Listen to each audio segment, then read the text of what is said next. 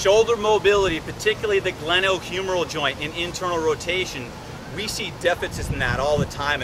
And when you're trying to pack your shoulder blade and get up over a head, whether it's a high pull or you're going to be doing some kind of snatch, you want to be able to finish strong. And even when you're coming through on a swing, you have to be able to internally rotate at the glenohumeral joint.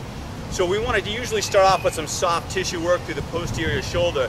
But this stretch, the posterior capsule stretch or the arm bar, 90-90 shoulder stretch, whatever you want to call it, can be very helpful. I would make sure that you do your soft tissue work first, even starting with pec minor, lats, and the posterior rotator cuff, and then going into this stretch, and being very specific about your technique or form.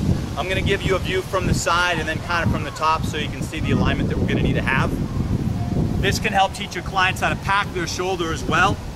Sometimes this is called the sleeper stretch, which I don't like because most people do the sleeper stretch like this with their arm underneath them. So that's a mistake. We want to make sure that that scapula is retracted all the way back. It's locked into place. If we had a line coming through the top of our shoulder, it'd be straight down, have about a 90-degree angle right here, having a foam roll or a medicine ball with a head on it here if we need, or just hold it into place.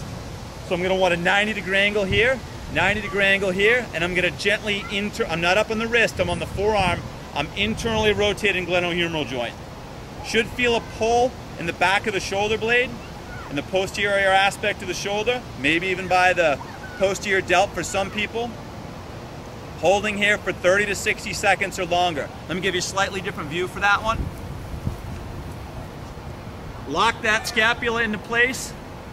We want a 90-degree angle here so your forearm is perpendicular to the ground. 90-degree angle here, ear, shoulder, hip, knee, and ankle in alignment, and then internally rotate. Getting into the position is key and then staying there. Most people will force past what they have for a range of motion. It's called relative flexibility.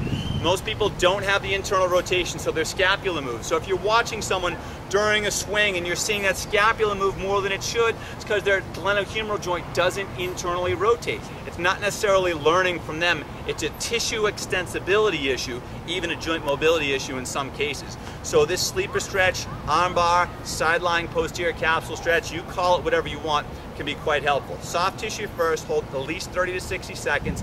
Don't over crank.